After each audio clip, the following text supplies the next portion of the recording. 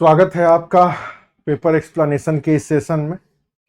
Paper explanation के पहले हम आपसे थोड़ी सी बात करना चाहेंगे कि 2025 के पीटी में श्योर सिलेक्शन लेने के लिए क्यों आपको हमसे जुड़ना चाहिए। ये कुछ कतरन देख रहे हैं, सारे अखबारों की कतरन है और इन्हीं कतरनों के ऊपर हमने टू द पॉइंट कंटेंट को क्वेश्चन और आंसर के रूप में तैयार किया है। पूरे जीएस का कवरेज 750 से भी ज्यादा टॉपिक इकट्ठे किए हैं और उनके ऊपर प्रश्न बनाए हैं जो आपके एग्जामिनेशन के लिए इंपॉर्टेंट हो सकते हैं, होना ही है। कारण क्या है कि अगर आपने 5 साल के इस पेपर एक्सप्लेनेशन को हमारे देखा होगा तो आपको अंदाज लग गया होगा कि कैलकुलेशन सही है या गलत। इसको भी डिटेल हम डिस्कशन करेंगे आगे। अब चूंकि कई बच्चों ने कहा है कि सर क्या कुछ 2025 के लिए कर रहे हैं, तो मैं सिर्फ आपको कतरन दिखा रहा हूं कि इतना होमवर्क मैंने किया है सिर्फ 2025 के पीटी के लिए। ऐसे दर्जनों फाइल हैं या ऐसे दर्जनों इश्यूज हैं जो हो सकते हैं, national issue, international issues, environmental issues, constitutional issues, supreme court के जजमेंट्स जो कि आपके पेपर में आ सकते हैं। तो शुरुआत करते हैं हम यूपी पीसीएस के इस पेपर डिस्कशन में। 2022 के पेपर का हम डिस्कस करने जा रहे हैं। 24 का आप देख चुके हैं, 3 लेक्चर लगे, 3 घंटे से ज्यादा लगे। 23 में भी आप देखे होंगे 2 घंटे से ज्यादा लगे, तो 22 में भी मिनिमम 2 घंटे तो लगेंगे। अभी जो मैं पेपर एक्सप्लेन करने जा रहा हूं, मुझे पेपर को सॉल्व करने में 3 घंटा लगा। हर वो छोटे बड़े ऑप्शंस, इसके अलावा रेफरेंस कहां से आए हैं, किस बुक से आए हैं, इसी से कैलकुलेशन होगा कि आगे आने वाले वर्षों में 25, 26, 27 का जो पीटी होने वाला है वहां से क्वेश्चंस कैसे बनेंगे। ठीक है, तो शुरुआत करते हैं। सीरीज क्या है, कैसे है।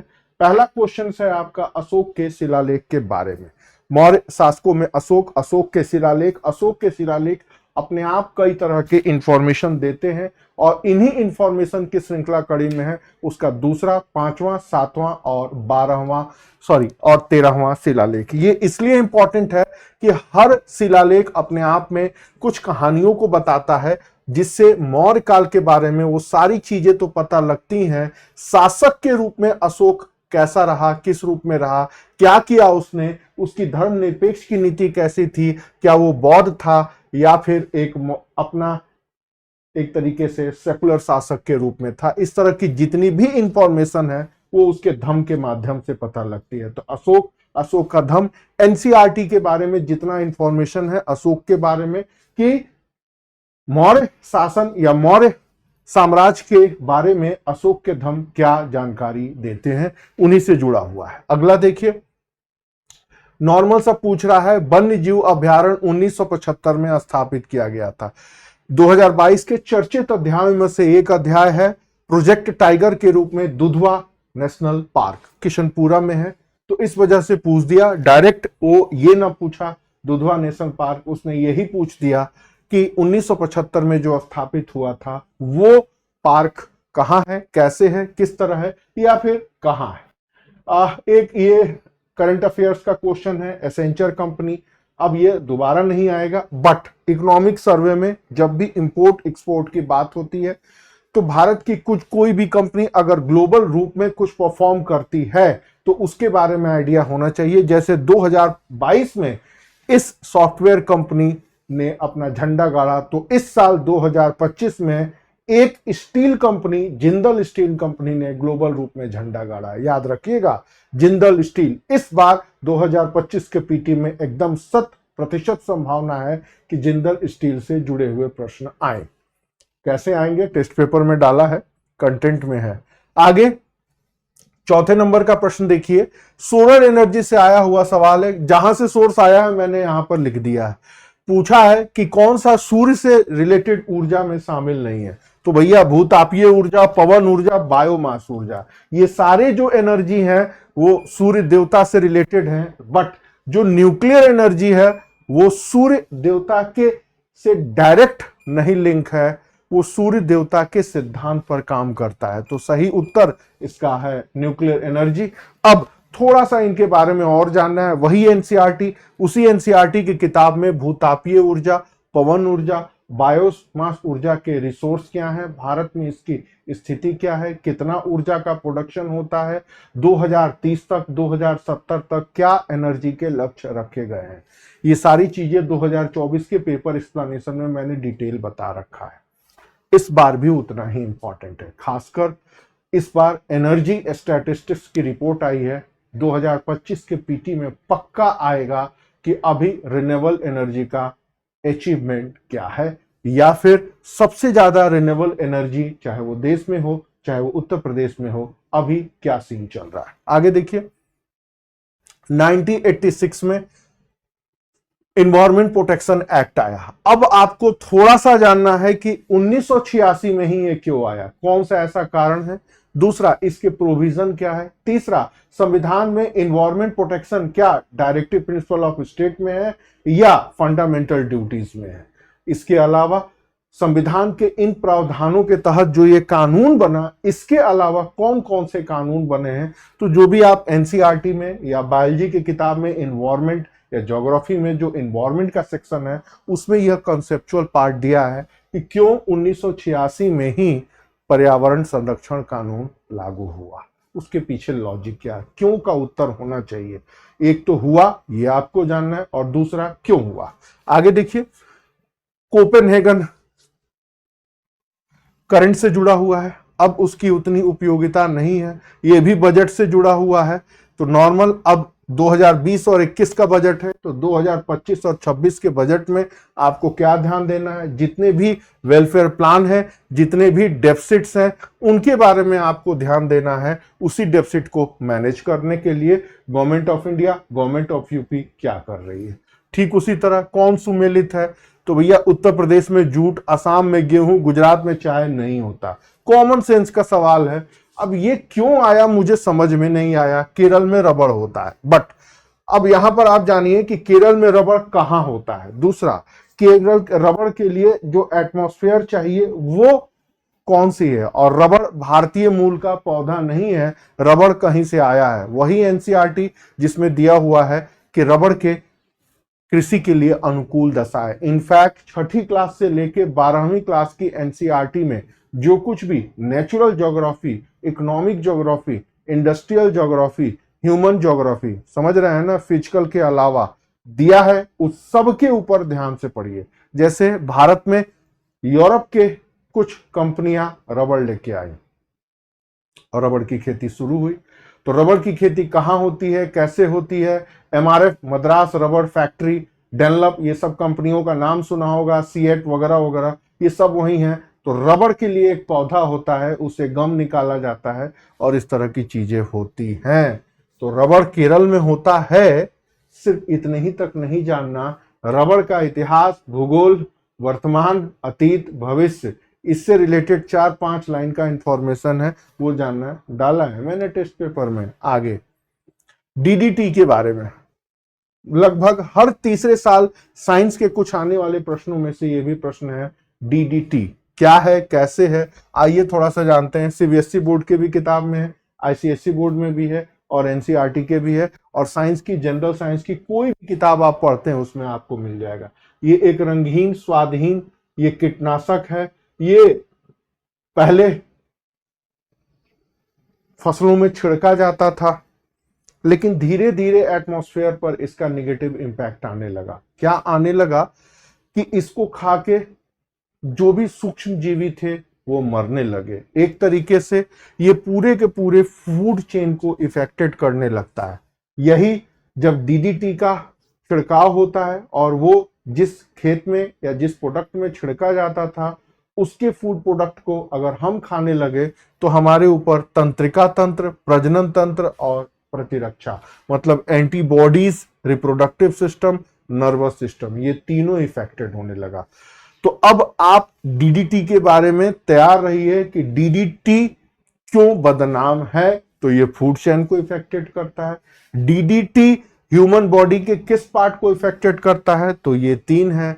डीडीटी की क्वालिटी क्या है, तो रंगीन और स्वाधीन है। और डीडीटी क्या है, तो ये कीटनाशक है। याद रहेगा, 5 प्रश्न हमने यहां करा दिया, इतना पर्याप्त है डीडीटी के बारे में। और एक लाइन और जो मैंने आपके Q&A में डाला हुआ है कि DDT को भारत में कब प्रतिबंधित किया गया, WHO ने DDT के लिए क्या मानक बताए हैं और DDT के विकल्प के रूप में भारत ने अभी क्या प्रयोग करना शुरू किया।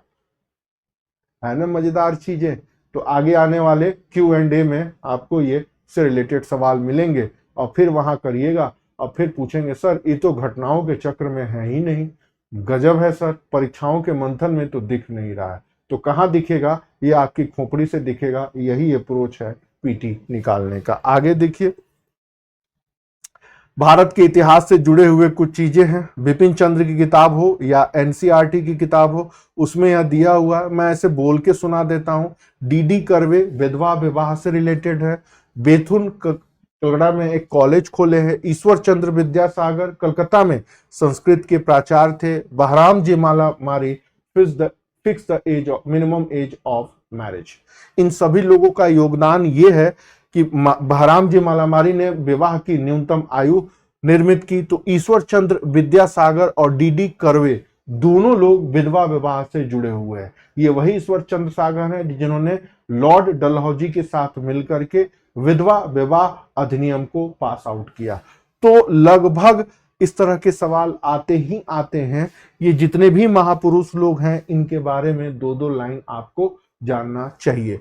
बेथुन का नाम इसलिए इंपॉर्टेंट है कि कन्या विद्यालय को खोलने का श्रेय इनको जाता है। समाज सुधार में स्त्री, समाज सुधार में स्त्रियों से जुड़े हुए मुद्दे, समाज सुधार में स्त्रियों के जुड़े हुए सुधारकार, समाज सुधार में स्त्रियों से जुड़े हुए कानून, समाज सुधार में स्त्रियों से जुड़े हुए कानून को पास आउट करने वाले गवर्नर जनरल, पास आउट कराने वाले समाज सुधारक, पास आउट का डेट, संबंधित पत्र पत्रिकाएं और संबंधित समाज सुधार संगठन।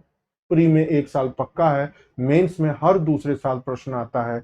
समाज सुधार में एक मुद्दा स्त्री थी। समाज सुधार ने स्त्रियों के मुद्दों को कैसे प्रभावित किया, समाज सुधार ने स्त्रियों के आधुनिकीकरण का मार्ग कैसे प्रशस्त किया, समाज सुधार ने स्त्रियों को आधुनिक नारी का एक रूप दिया। आईएएस में उठा के देखिए, पीसीएस में उठा के देखिए, लमसम यही चीजें आती हैं।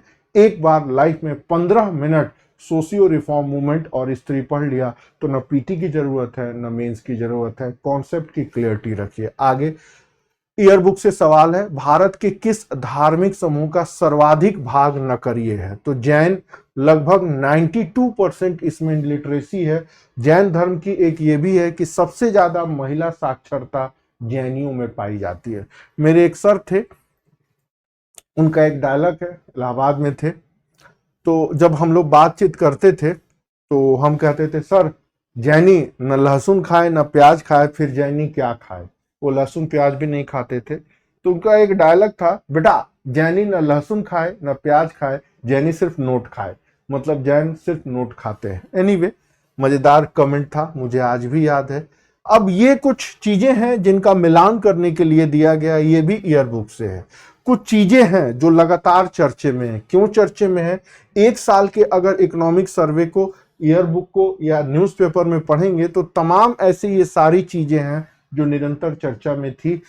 क्यों चर्चा में थी कि 2022-21 के बीच में यह न्यूज आई कि हरियाणा का अरावली पर्वत निरंतर क्षय हो रहा है और रेगिस्तान राजस्थान से उठ करके दिल्ली के मुखर्जी नगर तक पहुंच चुका है। तो वहीं पर यह चर्चा में आया कि ये चिन श्रृंखला खत्म हो चुकी है, गुड़गांव में फ्लैट बन चुके हैं। तो ये हरियाणा। दूसरा था बटेश्वर पहाड़ी से जुड़ा हुआ एक धार्मिक तीर्थ था, उसको डेवलप किया गया, तो ये उससे जुड़ा हुआ है। बेल्लारी कर्नाटक में है जो लौह अयस्क के कारण है। और ठीक उसी तरह मणिपुर में ये एक विशेष प्रकार की चीजें हैं जो गुलाबी आर्किड के लिए फेमस रही। तो ये लगातार चलने वाली चीजें हैं। एग्जामिनर ने बायोडाइवर्सिटी इन्वायरमेंट से जुड़ी हुई जितनी भी चीजें हैं जो फेमस रही 1 साल 1.5 साल के अंतर्गत, वहां से चीजें उठाई और मिलान करने के लिए दे दिया। मुद्दा ये नहीं है कि ये कहाँ है कैसे है, मुद्दा ये है इनसे मिलने वाला सबक कि आप 1.5 साल के अंतर्गत भारत के प्रत्येक कोने में पर्वत, पठार, मैदान, धार्मिक स्थान, कोई उद्यान, अगर वो पर्यावरण की दृष्टि से चर्चे में है तो उसके ऊपर आपको निगाह रखनी पड़ेगी। नॉर्मल सवाल भी है, जैसे फॉर एग्जांपल मैं दर्जनों बार गया होगा चिन श्रृंखला से, उस रास्ते से, लेकिन मुझे आज तक नहीं पता लगा इसका नाम चिन है। जब अखबार में आया तो लगा दिल्ली हरियाणा के बॉर्डर पर चिन श्रृंखला की पहाड़ियां। हाँ, तब उस दिन मुझे पता लगा कि अच्छा ये अरावली पर्वत का एरा है। तो अरावली पर्वत राजस्थान से लेकर दिल्ली तक है, ये सब जानते हैं, बट एट प्रेजेंट सिनेरियो क्या चल रहा है, अगर इसके ऊपर आपने ध्यान नहीं दिया तो गड़बड़ है। तो यहां से एक सबक मिला कि पिछले 1.5 सालों में भारत के प्रमुख जो भी पर्यावरण पहलू से प्रभावित इलाके हैं, क्षेत्र हैं, वो आपके एग्जाम के लिए इंपॉर्टेंट है। आगे यूएनडीपी के कार्यक्रम से पूछा है कौन श्रेणी नहीं है, तो भाई आय निर्धनता, मानव निर्धनता, देख रहे हैं हर साल रिपीट होने वाले सवालों में से एक है यूएनडीपी का। वही महबूबुल हक, वही मानव विकास सूचकांक, वही 1990, वही वेलफेयर इकोनॉमी, वही नोबेल प्राइज 1998, मानव विकास सूचकांक, यूएनडीपी की रिपोर्ट, 10 इंडिकेटर, 10 में से 2 इंडिकेटर, भारत की रैंक घटी है, भारत की रैंक बढ़ी है, 2024 में या 25 में भारत की रैंक कैसी है। यही है चौहद्दी, इसी से सवाल आते हैं, हर साल आ रहे हैं। आगे फिर पूछा ये भारत की स्टील कंपनियां, ध्यान रखिएगा स्टील कंपनी अभी भी इंपॉर्टेंट है। मैंने फिर बोला भारत में जिंदल स्टील कंपनी दुनिया की सबसे बड़ी स्टील कंपनियों में से एक है। अब यहां भी उसी तरह आ गई, ये सारे नाम आपको एनसीईआरटी में मिल जाएंगे। बाल्को छत्तीसगढ़ के कोरबा में है, Indian aluminium company Hirakud Orissa Hirakud में है, और हिंडाल्को रेणुकूट उत्तर प्रदेश में है, तो माल्को मेट्टूर तमिलनाडु सलेम में। अब मेट्टूर मैं नाम नहीं जानता था, बट माल्को जानता था सलेम में है। माल्को सलेम, हिंडाल्को रेणुकूट, इस तरह हम लोग याद करते थे। तो कई बार ऐसे सवाल नॉर्मल आ जाते हैं जिसके बारे में अगर आपने थोड़ा बहुत भी एनसीईआरटी में पढ़ा है तो ज्यादा समस्या नहीं आएगी, आप आसानी से उन चीजों को सवाल को सॉल्व कर लेंगे। आगे यूनाइटेड किंगडम में गेट स्कैंडल क्या है। अब वर्ल्ड लेवल की कुछ चर्चित घटनाओं में एक घटना ही है, जैसे अभी 2 दिन पहले एलन मस्क ने ट्रंप के मंत्रिमंडल से इस्तीफा दे दिया, याद रखिएगा 2025 के पीटी के टारगेटेड प्रश्नों में। ठीक उसी तरह ऋषि सुनक का मंत्रिमंडल का पतन हो गया, यह भी याद रखिएगा। ब्रिटेन का नया पीएम कौन है, यह भी याद रखिएगा। उसी तरह बोरिस जॉनसन इंग्लैंड के प्रधानमंत्री थे, ब्रिटेन के प्रधानमंत्री थे, उनके मंत्रिमंडल का पतन हो गया। तो जब पतन हो गया तो क्यों पतन हुआ, तो किंगडम का पार्टी गेट स्कैंडल आया कि कोविड के टाइम पीरियड में उनके मंत्रिमंडल ने ठीक ढंग से काम नहीं किया। हाय रे ब्रिटेन, वाह रे डेमोक्रेसी, हमारे यहाँ तो कोई मिनिस्टर काम नहीं करता है फिर भी इस्तीफा नहीं देता है, ऊपर से घपले की गुंजाइश पूरी रहती है।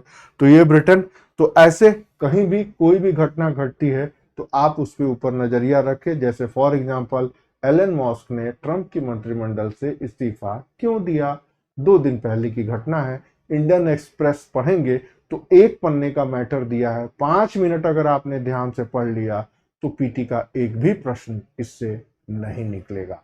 तो ये 2022 के पीटी का प्रश्न, और जो मैंने अभी बताया वो 2025 के संभावित पीटी के प्रश्नों में शामिल हो सकता है। आगे लगभग 16वें प्रश्न को आइए। क्या है 16वें प्रश्न में, कुछ घटनाएं दी गई हैं, चढ़ गुंडों की छाती पे लगा दे मोहर हाथी में, मिले मुलायम काशीराम, हवा में उड़ गए जय श्री राम, तेलुगु तेलुगु तेलुगु, आमार तेलुगु आमार तेलुगु, और फिर अमर सोनार बांग्ला। ये 4 मैंने स्टेटमेंट दिए हैं। अगर आपने एनसीईआरटी की पॉलिटी वाली किताब पढ़ी है जिसमें भारत के पॉलिटिकल पार्टी का एस्टैब्लिशमेंट, उनके पार्टी का एजेंडा दिया हुआ है, तो इस बार तो सिर्फ पार्टी की स्थापना दी, अगली बार हो सकता है पार्टी की विचारधारा भी दे दे। मैं पहले लिख दिया हूं पॉलिटी की किताब में, तो आश्चर्य मत करिएगा। तेलुगु देशम पार्टी का एजेंडा है तेलुगु राष्ट्रवाद, समाजवादी पार्टी का एजेंडा है समाजवाद, सामाजिक न्याय और धर्मनिरपेक्षता, 3। ठीक उसी तरह बहुजन समाज पार्टी का एजेंडा है बहुजनवाद, और ऑल इंडिया तृणमूल कांग्रेस का एजेंडा है सेकुलरवाद, संविधानवाद और बंगाली अस्मिता, अमर सोनार बांग्ला, रसोगुल्ला, जो भी हो जैसे भी हो। तो याद रखिएगा पॉलिटिकल पार्टी, एस्टैब्लिशमेंट डेट और इनकी आइडियोलॉजी। अगली बार आइडियोलॉजी से जरूर सवाल पूछेंगे, या फिर इनमें से कौन सी पार्टी राष्ट्रीय स्तर की है या क्षेत्रीय स्तर की। तो सिर्फ बहुजन समाज पार्टी ही नेशनल लेवल की है, बाकी ये सारे रीजनल लेवल की हो चुकी हैं। तृणमूल कांग्रेस राष्ट्रीय दल था, अब रीजनल हो चुका है। आगे ये भी करंट अफेयर्स है, छोड़ सकते हैं। आगे अब निर्धनता को लेकर के क्या किया गया, कैसे किया गया। इकोनॉमी के किताबों में कुछ जो वेस्ट के अर्थशास्त्री हैं या यूरोप के अर्थशास्त्री हैं, उनसे जुड़े हुए सवाल अक्सर पूछे जाते हैं, और उनसे जुड़े हुए सवालों की श्रृंखला कड़ी में कुछ नाम हमेशा चर्चे में रहते हैं, जैसे माल्थस, जैसे रिकार्डो, जैसे गुनरोल मिडरल, जैसे चार्ल्स बूथ। चार्ल्स बूथ 1886 से 1903 के आसपास लंदन में थे, अर्थशास्त्री थे, और इन्होंने एक बात कही थी कि गरीबी एक आर्थिक समस्या नहीं है, गरीबी एक सामाजिक समस्या है। मैं तो अर्थशास्त्री नहीं हूं, लेकिन मैंने भी किताब लिखी है, तो आप मुझे भी एक काम चलाऊ अर्थशास्त्री मान सकते हैं। मैं कहता हूं गरीबी एक जातिगत समस्या है। हालांकि मैं नहीं, भारत के तमाम विद्वान भी यही कहते हैं, और इन्होंने ये बात कही थी, ये 1962 में चर्चा में आए ग्लोबल में, और आज भी 2025 में ये चर्चे में है। तो अगली बार इनसे सवाल पूछ सकता है कि चार्ल्स बूथ ने क्या कहा, चार्ल्स बूथ की किताब का नाम क्या है, चार्ल्स बूथ ने गरीबी को किस रूप में दिखाया, चार्ल्स बूथ ने गरीबी को दूर करने के लिए कौन से सुझाव दिए, चार्ल्स बूथ की बातों को आज कैसे यूएनडीपी जैसे संस्थाएं इंपॉर्टेंट मान रही है, चार्ल्स बूथ के प्लान का क्या भारत में कोई असर दिखाई देता है, गरीबी के मानकों को निर्धारण करने के लिए जितने भी प्रकार की चीजें बनी थी, चार्ल्स बूथ उसमें किन प्रकार के परिवर्तनों की बात करते थे, वगैरह वगैरह, इतनी सारी चीजें Q&A में शामिल है। चार्ल्स बूथ, आधे घंटे लगे मुझे एक प्रश्न बनाने में, तब ना पता लगेगा कि हाँ भाई एग्जाम में ये प्रश्न आ रहा है। अब ऐसे गरीबी, बेरोजगारी, गरीबी के प्रकार, नीति आयोग का आंकड़ा, है ना, वर्ल्ड बैंक का आंकड़ा, गरीबी का दर, ये सब तो सभी रटके जाते हैं, बट कौन ध्यान देता है उस सवाल पे जो सवाल आ गया है, और उस सवाल की चौहद्दी पे। कुछ समझ में आ रहा है कि घटनाओं के चक्र के दायरे से क्यों निकलना है। दोष आपका नहीं है, दोष जो आप लोग लिमिटेड हो जाते हैं ना अपने ज्ञान की तरफ, तो फैक्ट तो रट लेते हैं, और जड़ा भी कॉन्सेप्ट आता है तो फिर कलम रख करके मुंह ताकने लगते हैं कि अब का होगा, अब का होगा। फिर कटरा के चाय की दुकानों पर डिस्कस करते हैं मेरिट कितनी जाएगी, यूट्यूब पर टीचरों को खोजते हैं। इन सब के भ्रम से बाहर निकलिए, और पीटी का जितना स्कोर है ना उससे 10 नंबर ज्यादा लेके आइए, 100% से पता तो लगाइए सवाल आ कहां से रहे हैं। कुछ समझ में आ रहा है, आगे बढ़िए। ये औरंगजेब के कार्यकाल की कुछ घटनाएं हैं, मैंने फिर बता दिया कि लंपट इतिहासकार का नाम है लईक अहमद, सतीश चंद्र की एनसीईआरटी में भी दिया हुआ है। सबसे पहले कौन हुआ, क्या हुआ, तो अपने 4 भाइयों को औरंगजेब ने ऊपर लड़ा करके, चढ़ा करके सत्ता हासिल की, इसका क्रम पूछ देता है। मैंने आपको पहले भी बताया है कि लईक अहमद से अभी पीछा नहीं छूटने वाला है। यूपी पीसीएस पढ़ना, पास करना है तो कल्चरल एस्पेक्ट पर लईक अहमद को ध्यान देना ही पड़ेगा। आगे एक और है, ये केओबुल लमजाओ राष्ट्रीय उद्यान चर्चा में आया। मणिपुर का लोकटक झील, हर दूसरे साल मणिपुर के झील के बारे में पूछता है, लगातार चर्चे में, ईयर बुक में आया कि एनवायरमेंट सेक्टर के लिए, सस्टेनेबल डेवलपमेंट के लिए एक खोजा गया है। वैसे इंटरनेट पर देखिएगा ना तो लोकटक झील अपने आप में तैरते हुए झील के रूप में है, देख के ही खुश हो जाएंगे। मेरी तो इच्छा थी मणिपुर जाने की, लेकिन क्या करे, कुकी और मैती संघर्ष में जाने की हिम्मत नहीं हो रही है। अगला 21 नंबर का सवाल देखिए, गर्त से पूछा है।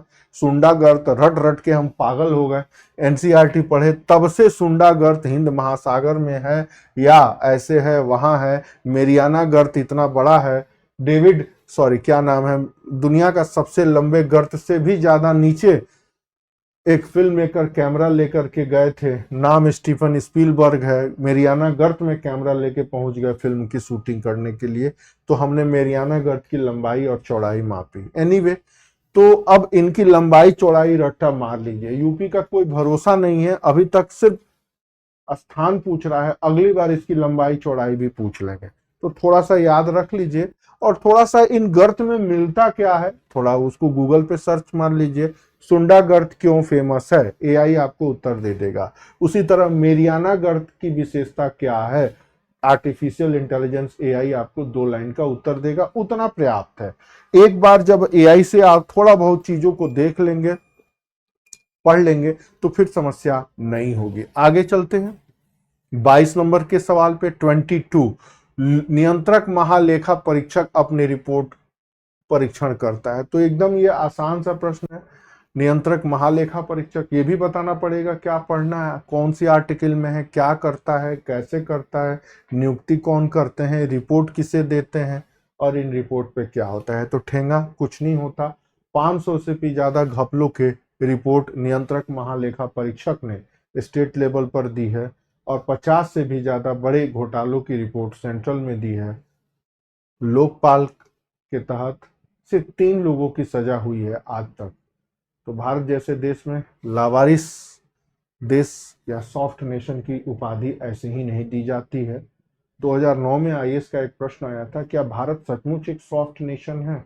उसमें ये सब बातें बड़ी चर्चा में आई थी लोकपाल आंदोलन के पहले। खैर, अब आइए, एक और रिपोर्ट आई है, ग्लोबल कमर्शियल इंडेक्स। कौन सा शहर सबसे ऊपर है, हांगकांग करंट का है। अब जब इस तरह की रिपोर्ट आती है ना, तो अब आपका ध्यान होना चाहिए, क्या होना चाहिए, कि कौन सा शहर सूचकांक में सबसे टॉप पर है, क्यों है। ठीक उसी तरह भारत के कौन से शहर इसमें शामिल हुए हैं, और जो शहर शामिल हुए हैं उनके इंडिकेटर क्या है, मतलब किन मानकों के ऊपर इन्हें आधारित माना गया कि ये शहर टॉप पर है। आगे, कौन सा बायोमास का स्रोत नहीं है, तो परमाणु ऊर्जा, लकड़ी है, गोबर है, कोयला है, बायोमास का स्रोत नहीं है, सूर्य भगवान। एक क्वेश्चन और भी था रिन्यूएबल एनर्जी से जुड़ा हुआ। आगे, कौन सी हरित गैस नहीं है, क्लोरोफ्लोरोकार्बन, कार्बन डाइऑक्साइड और मीथेन। अब इनका परसेंटेज भी याद करिएगा कि आज वर्तमान एटमॉस्फेयर में क्लोरोफ्लोरोकार्बन, कार्बन डाइऑक्साइड, मीथेन का प्रतिशत कितना है, कितना बिगड़ के आया। ऑर्गन का भी परसेंटेज रट करके बैठिएगा, पर्टिकुलरली नंबर आपको याद रखने होंगे, दिया है मैंने आपके Q&A में इसी क्वेश्चन को सॉल्व करने के लिए। उसी तरह बायोमास ऊर्जा में कौन सबसे ज्यादा प्रदूषण फैलाता है, कोयला, लकड़ी या गोबर, ये भी आपके Q&A में दिया है। इसको मुझे 20 मिनट लग गए खोजने में, ये तो तुरंत मिल गया। तो अगले जो 2025 से 27-28 के बीच में सवाल आएंगे वो इसी तरह आएंगे। आगे देखिए, पर्टिकुलरली कुछ व्यक्ति हैं उनसे जुड़ी हुई चीजें, ये भी एनसीईआरटी से हैं। देखिए, 60 से 70 का दशक, श्रीमती गांधी के पहले लाल बहादुर शास्त्री पीएम बनने वाले थे। उसके पहले नेहरू जी की मृत्यु हुई। कठपुतली के रूप में लाल बहादुर शास्त्री जी को नियुक्त किया गया। इस कठपुतली प्रधानमंत्री को नियुक्त करने में 3 बेहतरीन कांग्रेस के दिग्गज थे। उन दिग्गज में नीलम संजीवा रेड्डी थे, और एक थे दक्षिण भारत के केएम कामराज, और एक जने और थे एनजी निकलजप्पा। इन 3 लोगों ने इनको नियुक्त किया। शास्त्री जी को सोचा शास्त्री जी तो मोहरे बनेंगे, बट उसी समय पाकिस्तान ने अटैक कर दिया। शास्त्री जी छोटे कद के, साहसी तो नहीं थे, कमजोर थे, लेकिन उनके सेक्रेटरी थे, नाम था लालता प्रसाद झा। उनके ही कहने पर शास्त्री जी ने लड़ाई के मैदान में कूदे, और इन्हीं के टाइम पीरियड में 1965 में एफसीआई की स्थापना हुई। 62 से 65 के बीच में CACP बना, commission of agriculture cost and price. उसी समय हरित क्रांति की भी शुरुआत हुई, और शास्त्री जी ने प्रमुख लोगों को बुलाया। जिस तरह उन्होंने लालता प्रसाद झा को बुलाया, उसी तरह उन्होंने स्वामीनाथन को भी बुलाया, उसी तरह उन्होंने कुरियन को भी बुलाया, और उन्हीं के असिस्टेंट थे मोरारजी देसाई भाई भी। तो अब ये सारी घटनाएं इसी लाइन पर थी। अब स्वामीनाथन जी ने ग्रीन रेवोल्यूशन को एक्टिव किया, LK झा ने इकोनॉमिक एडमिनिस्ट्रेशन को देखा और पाकिस्तान पर अटैक करने का सुझाव भी दिया। कुरियन साहब ने गुजरात में अमूल आनंद मिल्क यूनियन की एस्टैब्लिशमेंट की, और मोरारजी भाई बैंकों पर सोशल कंट्रोल करने के हिमायती के सख्त विरोधी रहे। जी हाँ, सख्त विरोधी, निजीकरण के समर्थक थे मोरारजी भाई। तो ये घटनाएं हैं। रामचंद्र गुहा पढ़ेंगे तो डिटेल, चूंकि हमारा कंटेम्पररी इंडिया ग्रेजुएशन और पीजी में रहा है, तो मुझे इस चीज की बेहतर जानकारी है, तो मैंने बताया। ये सारी घटनाएं एक दूसरे जुड़ी हैं। अब मोरारजी भाई ने क्या बोला, LK झा ने इकोनॉमिक एडमिनिस्ट्रेशन पर क्या किया, कुरियन साहब ने आनंद मिल्क यूनियन के लिए क्या किया, और स्वामीनाथन जी ने हरित क्रांति को कैसे इंप्लीमेंट किया। लगभग ये सारे सवाल आईएएस में पूछे जा चुके हैं। अगली बार यूपी में भी इससे जुड़े हुए अलग अलग सवाल पूछे जाएंगे, जैसे लालता प्रसाद झा का क्या मतलब था, या फिर बैंकों के ऊपर सामाजिक नियंत्रण स्थापित करने को लेकर के मोरारजी भाई ने क्या कहा। तब श्रीमती गांधी ने 1969 में बैंकों को लपेटा, 1980 में भी लपेटा। Q&A में डाला है मैंने। बहुत शानदार सवाल, दिल खुश हो गया। और मुझे लग रहा है ना, ऐसे ही सवाल पीटी में आने भी चाहिए, ताकि घटनाओं के चक्रव्यूह से आप बाहर निकले और थोड़ा दिमाग लगाएं, ओरिजिनल कंटेंट पढ़े। कहीं भागने की जरूरत नहीं है, वही एनसीईआरटी में दिया हुआ है, पॉलिटी में भी है, इकोनॉमी में है। और इसके बाद ही आपको पकड़ में नहीं आ रहा है तो भगवान मालिक है। आगे बॉर्डर को लेकर के प्रॉब्लम आई। आसाम से एनआरसी का मुद्दा लगातार चर्चे में है। पाकिस्तान के 2 टुकड़ों में कटने के बाद आसाम एक्ट बना और बांग्लादेश से आए हुए लोगों को पाकिस्तान के टूटने के बाद उसका नाम बांग्लादेश पड़ा। पूर्वोत्तर भारत के अलावा यूपी और बिहार में भी बसाया गया, तो वही एक्ट बना। और उस समय से लेकर के लगातार विवाद का दौर जारी है। एनआरसी का संबंध भी उसी से है।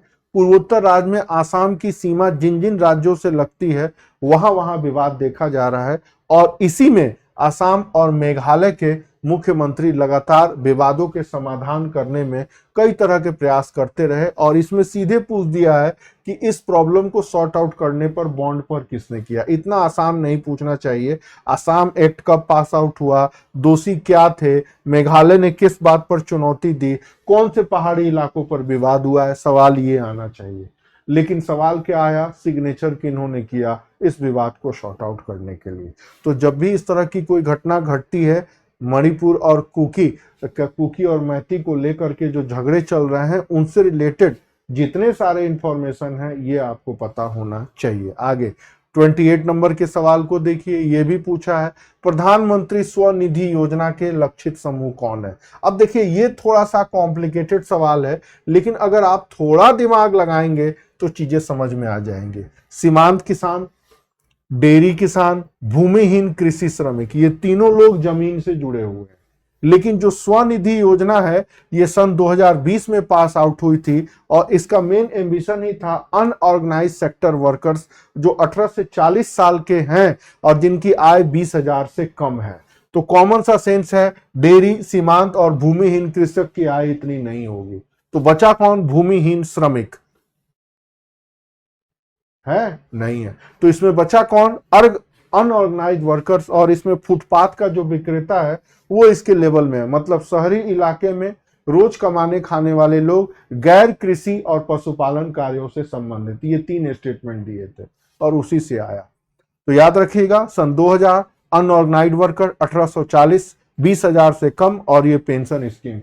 कभी भी पेपर पर ऐसे ही ड्रॉ करके सवालों को सॉल्व करें, सब चीज लिखने की जरूरत नहीं है। कोड में अगर आप पढ़ करके चीजों को 3 लाइन में लिखेंगे तो वो जिंदगी भर याद रहेगा। और ये आपको खुद होमवर्क करना पड़ेगा, जैसे मैंने होमवर्क किया। ठीक है, तो अब आपकी जिम्मेदारी कि 2024 और 25 के बीच में अगर कोई नई योजना शुरू हो रही है तो ये योजना कौन है, वो योजना किसके लिए आई, उस योजना का लक्ष्य क्या है, उस योजना की आयु सीमा कितनी है, क्या यह पेंशन योजना है या हेल्थ स्कीम है, डाला है आपके Q&A में। आगे देखिए, मानव विकास सूचकांक के बारे में पूछा है, अवरोही क्रम के बारे में। तो 3 नंबर पे हांगकांग है, 4 नंबर पे ऑस्ट्रेलिया है, 1 नंबर पे जापान है, 2 नंबर पर रूस है। हम कहाँ हैं? अब ये क्वेश्चन अगर याद होता है तो ठीक है, नहीं तो फिनलैंड, नॉर्वे तारवे रट के बैठे हैं। मुझे तो नहीं लगता कि इस प्रश्न को कोई कर पाएगा, और वो कर पा रहा है तो वो कंसेप्चुअल नहीं कर पाएगा। तो इस तरह के प्रश्न में गलत होने की पूरी संभावना रहती है। तो टॉप के 5 ऊपर के याद रखें, नीचे के टॉप के 5 याद करने की जरूरत नहीं है। लेकिन इलाहाबाद से निकलने वाली पत्रिकाओं की एक खूबी रहती है, ऊपर के टॉप 5 नीचे के टॉप 5 को रट्टा देते हैं, अवरोही क्रम, आरोही क्रम। लेकिन ये कभी नहीं बताते हैं कि भारत का ह्यूमन डेवलपमेंट इंडेक्स में 2024 में या 23 में नीचे क्यों खसका है मामला। आगे कुछ ध्वनि प्रदूषण से जुड़े हुए मामले हैं।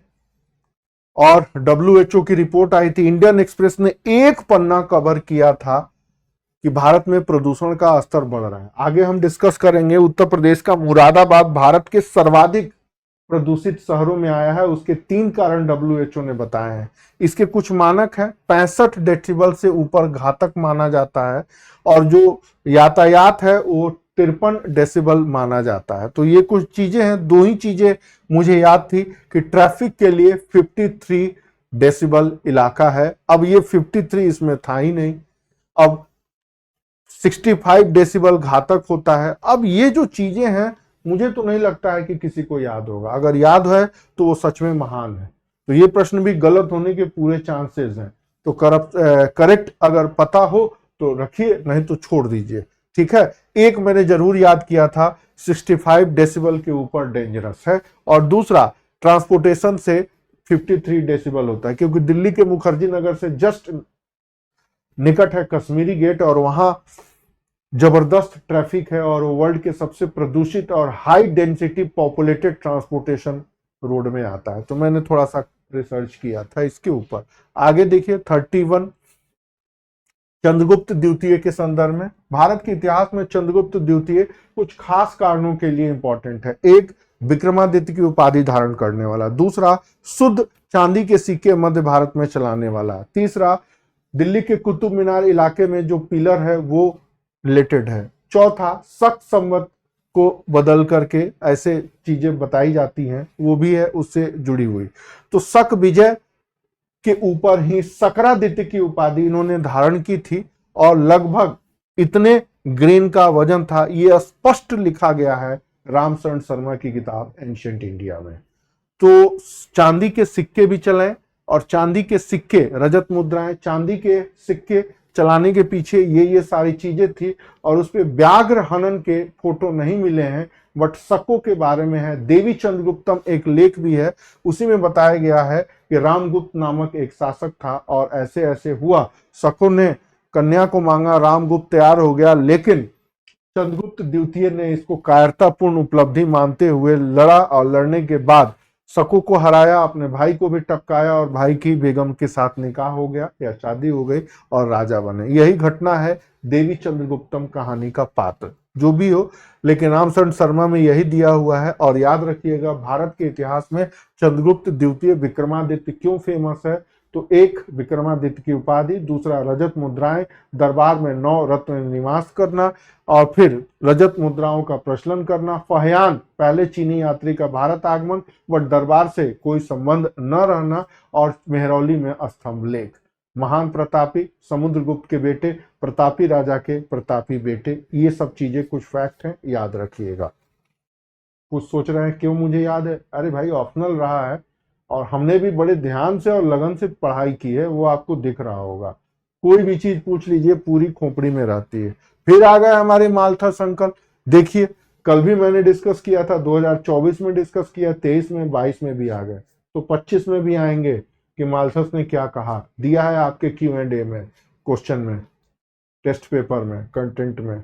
मजा आएगा। आगे देखिए। अब इनकी किताब का नाम है an essay on the principle of population. लीजिए, मैंने दे दिया, 2025 के Q&A में डाला है कि ये जो मालथस हैं ये क्या कहते हैं। कहते हैं जैसे जैसे हम दो हमारे प्रभु की इच्छा वाला थ्योरी चलेगा, वैसे वैसे धरती डोलेगी, भूकंप आएगा, ये आएगा, वो आएगा और लोग ऊपर जाते रहेंगे। यही है मतलब, नेचर अपने को खुद बैलेंस करते रहती है।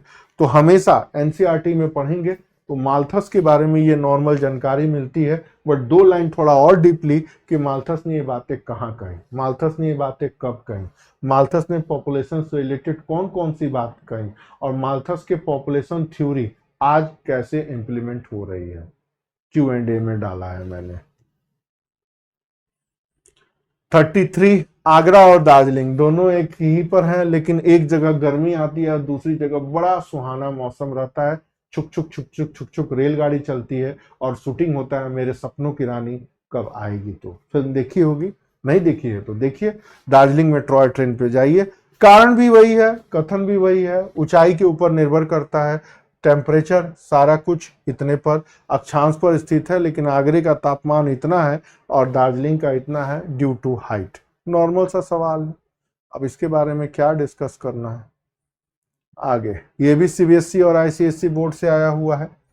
कुछ चीजें हैं जैसे मैंने पहले बताया है, protein, vitamin, minerals, carbohydrates, fats, lipids याद करना है। उसी तरह बीमारियों में बैक्टीरिया, वायरस, फंगस, प्रोटोजोआस, उनसे होने वाले रोग, और वो रोग कहाँ कहाँ पाए जाते हैं हमारे दैनिक जीवन में, चाहे वो हमारे खान पान का हो, या हमारा दैनिक जीवन हो, या पेड़ पौधे में लगने वाला रोग हो, या हमारे पशु पक्षी वाले में। मतलब हमारा दैनिक जीवन इन बीमारियों से कैसे प्रभावित होता है, और इन बीमारियों के लिए दोषी तत्व कौन कौन से हैं।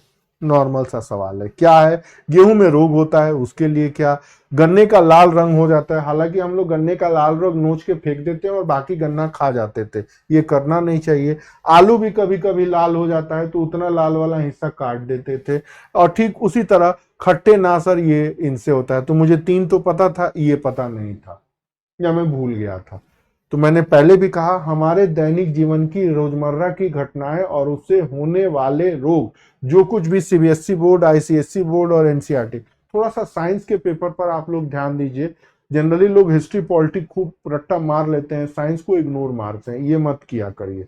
साइंस में कम से कम सीबीएसई बोर्ड, आईसीएसई बोर्ड और एनसीईआरटी के अलावा बहुत सारी अच्छी अच्छी किताबें हैं जो बेसिक साइंस के बारे में, रोजमर्रा व्यवहारिक साइंस के बारे में बताती हैं, उनको जरूर पढ़ा करिए। और लगभग पिछले 20 सालों में हर कॉम्पिटिटिव एग्जामिनेशन में जो इस तरह के सवाल आते हैं, उनके बारे में नॉलेज जरूर रखिए। वो मैं आपको एक रिसोर्स बता दूंगा, 25 पेज का मैटर है, साइंस के सारे क्वेश्चन उसमें आपको मिल जाएंगे। आगे कॉमनवेल्थ गेल से रिलेटेड एक सवाल है, हालांकि अब सवाल नहीं आएगा, बट इस तरह के कोई भी सवाल जो भारत से जुड़े हुए हैं, अगर शीतकालीन ओलंपिक होता है तो झक मार के आपको याद करना होगा। एक और, अब देखिए ये भी क्वेश्चन है गजब का कॉम्प्लिकेटेड, पता नहीं आयोग वाले, उनके दादाजी भी ये प्रश्न न बना पाए।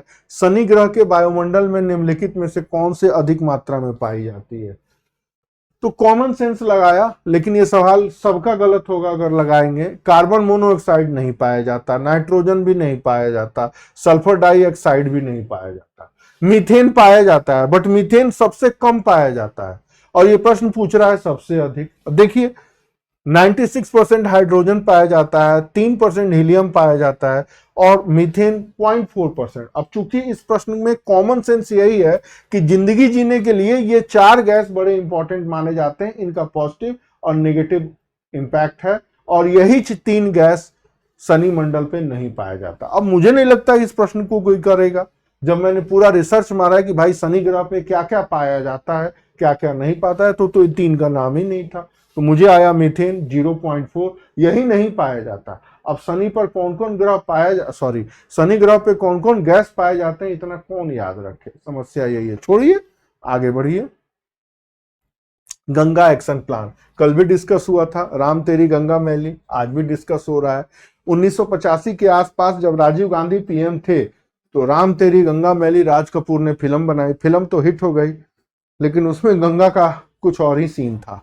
अब गंगा एक्शन प्लान शुरू हुआ, कब हुआ, कैसे हुआ, क्या किया गया, टोटली फेल हो गया। आज नमामि गंगे चल रहा है। उत्तर प्रदेश में कहां से कहां तक का इलाका नमामि गंगे के ऊपर टारगेट है, वो सब आपके पीटी के लिए इंपॉर्टेंट है। मेंस के लिए गंगा मैली क्यों है, मतलब राम तेरी गंगा मैली अभी भी क्यों है, लिखिए। निबंध में नमामि गंगे लिख के छोड़ दिया, एकदम नॉर्मल सा। अब ये इतना नॉर्मल सवाल क्यों आया, जल को प्रदूषण रहित करना। अरे भाई ये पूछते हैं ना, गंगा के प्रदूषण का स्तर क्या है, उत्तर प्रदेश में गंगा सबसे ज्यादा प्रदूषित कहाँ है, गंगा के प्रदूषण में बोर्ड का कितना नंबर दिया गया है, गंगा कहाँ स्वच्छ है, क्यों अस्वच्छ हो गई, गंगा के अस्वच्छता के कारण में WHO ने क्या रिपोर्ट दिया है, खुद भारत के प्रदूषण नियंत्रण मंत्रालय जो भी है जैसे, वो क्या कह रहे हैं, कुछ है ही नहीं। कानपुर के बाद सबसे ज्यादा गंगा मैली होने लगती है। भगवान मालिक है।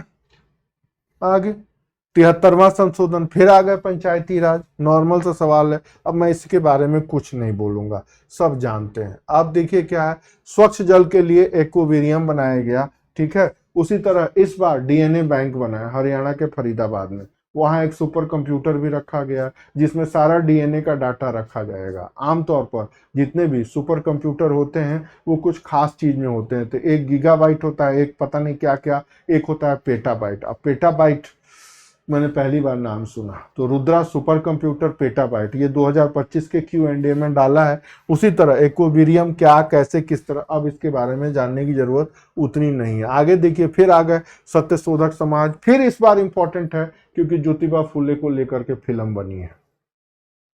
ज्योतिबा फुले गुलामगिरी नामक किताब लिखी। गुलामगिरी नामक किताब को समर्पण उन्होंने काले अफ्रीकी निगरों को समर्पित किया है जिनको गुलाम बना करके अमेरिका लाया गया पहली बार। गुलामगिरी पुस्तक के लेखक ज्योतिबा फुले सत्य शोधक समाज की स्थापना पुणे में कर रहे हैं, समाज सुधारक के काम कर रहे हैं। इनकी पत्नी भी रही जिन्होंने भारत में पहली बार कन्या विद्यालय खोलने का अभियान चलाया। काफी प्रभावशाली समाज सुधारक रहे हैं। भारत में दलित आंदोलन के मसीहाओं में से माने जाते हैं। अभी इनके ऊपर फिल्म आई है। भारत के हिंदूवादी तत्व उनका विरोध कर रहे हैं तो वामपंथी उनको हीरो बनाए हैं। वही स्कैम हर्षद मेहता वाले जो हैं वो उसके आर्टिस्ट बने हैं। और भी कई कहानी है ज्योतिबा फुले, लेकिन मूल बात है सत्यशोधक समाज, गुलामगिरी। गुलामगिरी किसको समर्पित है, ठीक है, सत्यशोधक समाज कब बना, कहाँ बना, कैसे बना, इनकी पत्नी का नाम, और इन्होंने एक पत्रिका भी निकाली उसका नाम।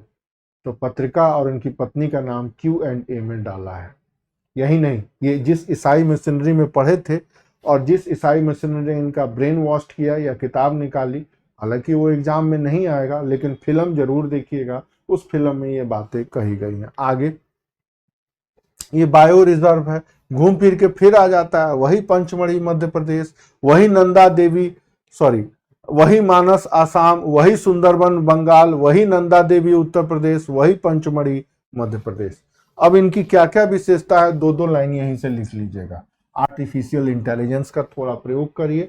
ये क्यों फेमस है बायो रिजर्व को लेकर, अर्थात यहाँ क्या मिलता है, ये क्यों बायो रिजर्व माने जाते हैं, और मैन मेड एक्टिविटी मतलब हम जैसे इंसानी गतिविधियों के द्वारा इन इलाकों में जो प्रॉब्लम आ रही है वो प्रॉब्लम क्या है, ये ध्यान रखिएगा। आगे डाला है मैंने 2025 के Q&A में। म्यांमार का यह क्षेत्र इंडियन एक्सप्रेस में आया था। ये वहां खनिज तेल मिला है और चाइना से लेकर अमेरिका सब लोग ललचाई आंखों से देख रहे हैं। तो अब ये प्रश्न, अब दुनिया में कहां कहां ललचाई निगाहों से लोग देख रहे हैं, सबको याद करना संभव नहीं है, लेकिन चूंकि हमारे पड़ोस में है तो हमारा दायित्व बनता है कि जो भी लपड़े पचड़े विवाद या कुछ अच्छी चीजें होती हैं, अच्छी चीजें तो एग्जाम में आती नहीं है, हम उसके ऊपर ध्यान रखें। ठीक उसी तरह एक जिला एक उत्पाद अब यहां भी है। अब देखिए थोड़ा बहुत आपको याद रखना पड़ेगा। आगरा चर्म उत्पाद के लिए फेमस है, गौतम बुद्ध नगर रेडीमेड कपड़ों के लिए। तो हट्टा मार्केट, मुझे नहीं पता था कि गौतम बुद्ध नगर रेडीमेड कपड़ों का कारखाना है, बट ये जरूर पता था कि बागपत होम फर्निशिंग उद्योग सूती चीजों से जो सुंदर सजावट की वस्तुएं हैं एक्सपोर्ट होते हैं, इतना पता था कि बागपत के प्रोडक्ट पूरे इंडिया और वर्ल्ड में फेमस है, ये पता था। ठीक उसी तरह अमेठी मूंज के उत्पाद के लिए फेमस है, ये पता था। तो लकड़ी के खिलौने गलत है, होम फर्निशिंग उद्योग, और सबसे बड़ी बात सूती से कपड़े से लाल बुल्लू हरा पीला। तो एक बार जाके AI गूगल पे जाइएगा, बागपत एक जिला एक उत्पाद, और वो क्लिक मारिएगा, आप फोटो देख लीजिएगा तो आपको याद रहेगा। अब सूती से निर्मित उत्पाद, अगली बार लकड़ी के खिलौने हटा करके लिख दिया जाए एक जिला एक उत्पाद में बागपत का संबंध है। लकड़ी निर्मित उत्पाद, सूती निर्मित उत्पाद, इस तरह की सारी चीजें। तो कई बार कई चीजें होती हैं ना जो कि वो ध्यान देने योग्य होती हैं कि अगर कोई फैक्ट एग्जाम में आता है तो उससे रिलेटेड जो कुछ भी नॉर्मल चीजें हैं उनके बारे में आपको जानकारी रहनी चाहिए। तो इसका सबसे अच्छा उपाय है कि चीजों को ऐसे करके कलेक्ट कर लेना। आगे देखिए, फिर आ गए लईक अहमद मकबरों के बारे में। बाबर का मकबरा कहाँ है, जहांगीर का मकबरा कहाँ है, अकबर का मकबरा कहाँ है, औरंगजेब बहादुर का कहाँ है, शाहजहां का कहाँ है, रट्टा मार लीजिए, वो भी जाके मत्था टेक आइएगा। लईक अहमद साहब मकबरा पूछे, ये किसी किताब में नहीं है, इनके किताब में। आइए महान लोगों के मत्था टेकाते हैं। 2.5 दिन का झोपड़ा राजस्थान के अजमेर में है, मंदिर जैन मंदिर को ध्वस्त करके बनाया गया। जमात खाना मस्जिद अलाउद्दीन खिलजी, ये भी मंदिर को तोड़ के बनाया। बलबन का लाल महल, ये लाल महल और कोई नहीं लाल किला है, जिसको पृथ्वीराज चौहान के नाना ने बनाया था, बाद में तुर्कों ने छीन लिया, फिर बलबन ने छीना और इसी लाल महल को लाल किला के रूप में नए सिरे से बना दिए। कारण वहां पर ऐसी ऐसी आकृति हैं जो हिंदू आर्किटेक्ट की विशेषता मानी जाती है। और सुल्तानगढ़ी इल्तुतमिश, ये दिल्ली में है। सुल्तानगढ़ी अलग है, सुल्तानपुरी अलग है, वगैरह वगैरह। मैं ये नहीं, ये सारा कुछ व्हाट्सएप यूनिवर्सिटी के ज्ञान बोलते हैं, लेकिन आपको बताना पड़ेगा, जानना पड़ेगा कि सल्तनत काल में जो मेजर आर्किटेक्ट हैं, प्रमुख स्थापत्य और उनके निर्माणकर्ता, उसी तरह मुगल काल में जो मेजर आर्किटेक्ट हैं, उनके महान मुगलों की महान विरासत। तो लईक अहमद से आपका पीछा नहीं छोड़ने वाला, प्रत्येक एग्जाम में इनसे जुड़े हुए क्वेश्चन आते हैं। तो मध्यकालीन भारतीय संस्कृति में लिटरेचर, आर्किटेक्ट, म्यूजिक ट्यूजिक सब आपको झक मार के याद करना पड़ेगा, क्योंकि ये लंपट लईक अहमद बोर्ड में शामिल है। इस आदमी ने तो एक बार उत्तर प्रदेश के लोअर सबऑर्डिनेट में पूछ दिया था औरंगजेब के बारे में, तब जब लोअर सबऑर्डिनेट के सिलेबस में सिर्फ मॉडर्न इंडिया और पूछ दिया मेडिएवल इंडिया, बड़ा बवाल हुआ। लेकिन कुछ नहीं, पूछ दिया तो पूछ दिया, कर क्या लोगे, अभी भी है। आगे डेमोग्राफिक डिविडेंड के रूप में है, इतने से इतने की जनसंख्या 15 से 60 वर्ष मानी जाती है। याद रखिएगा, 15 से 60 वर्ष, 15 से 60 वर्ष, 15 से 60 वर्ष। अब 0 से 6 होगा नहीं, 60 के ऊपर वाले बुजुर्ग लोग हो जाएंगे। 14 से 50 या 15 से 59, यही दो है। तो भारत में 60 साल काम करने की उम्र मानी जाती है, यह याद रखिएगा। ये भी एनसीईआरटी से आया हुआ है। और हर साल इंडियन एक्सप्रेस में एक पन्ना आता है कि भारत की युवा जनसंख्या, जैसे अभी फिर आया आज के अखबार में, आज कौन सा डेट है, 2 जून है, 2 जून के भी अखबार में आया था, मुझे ध्यान नहीं है टाइम्स ऑफ इंडिया में था या इंडियन एक्सप्रेस में, कि भारत वर्ल्ड की इतने नंबर की अर्थव्यवस्था बन चुका है, तो अचीवमेंट क्या हो सकता है, अपॉर्चुनिटी क्या हो सकती है, प्रॉब्लम क्या हो सकता है और चैलेंज क्या हो सकता है। ये 4 चीजें डिस्कस की हैं। क्या शानदार मैटर है, जिसका उपयोग आपको पीटी मेंस इंटरव्यू हर लेवल पर करने के लिए यूटिलाइज करना हो। बट आप तो घटनाओं के चक्र में उलझे हैं। डाला है मैंने Q&A में, भारत की चौथी अर्थव्यवस्था, तीसरी अर्थव्यवस्था, उसमें क्या क्या है, किस बेस पर भारत की इकोनॉमी के रैंक को बढ़ाया गया है, आज ही मैंने क्वेश्चन बनाया है। आगे ये अनुसूची और उनसे चीजें क्या बताऊं, एनसीईआरटी है, रट्टा मार लीजिए। ये सब नॉर्मल सवाल हैं, गलत नहीं होना चाहिए। 47 ये कुछ इलाके हैं और यहाँ पर ये भी कई बार आ चुका है, इसमें भी मेरे बताने के लिए कोई चीज नहीं है। बस मुझे दूध सागर याद था, गोवा, और तीसरा पलानी वो याद था। बाकी चीजें, ये पलानी फिर आया, पलानी अलग है, पिलानी अलग है। आगे ये चारों पंचायती राज, अब अगली बार कभी डिस्कस करेंगे कि आखिर पंचायती राज को संवैधानिक दर्जा 1992 में ही क्यों दिया गया। बलवंत राय मेहता ने 3 क्यों दी, कल मैंने आपको बताया था। अशोक मेहता ने द्विस्तरीय जनता पार्टी के कार्यकाल में कमेटी क्यों दी। सिंधवी साहब ने राजीव गांधी से क्यों कहा कि राजीव जी अब इसको इजाजत दे दीजिए, और फिर थुंगन ने कहा कि नरसिम्हा राव जी अब, उस समय तो भी ये बीपी सिंह राजीव गांधी थे, थुंगन जी ने कहा कि ठीक है, और फिर 1992 में इसको अप्रूव किया गया। तो पंचायती राज को एक्टिव करने की दास्तान भी बड़ी अजीब है। अब फिर देखिए, इराक लगातार चर्चे में है। अब इराक बर्बाद हो गया, तो इराक के प्रमुख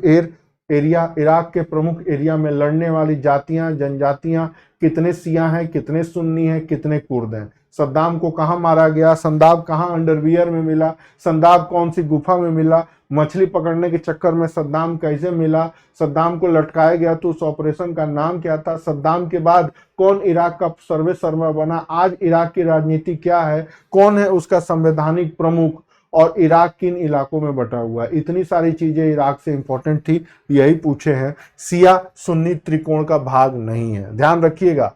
इराक में सिया ज्यादा है लेकिन सुन्नी बहुमत में थे। सद्दाम भाई ने सियाओं का खूब टॉर्चर किया, कुर्दों को तो गैस चैम्बर में मारा। सद्दाम के मरने के बाद लोकतंत्र का हवाला देते हुए सियाओं को हेड बना दिया, तो जितने सिया थे अब सुन्नियों को टपकाने लगे। अब सुन्नियों की सामत आ गई, उनका हीरो सद्दाम तो नहीं रहा, अब वो फिर अमेरिका से कह रहे हैं इससे बढ़िया तो अंग्रेज रूपी अमेरिकी ही थे जो कम से कम हमको मार नहीं रहे थे।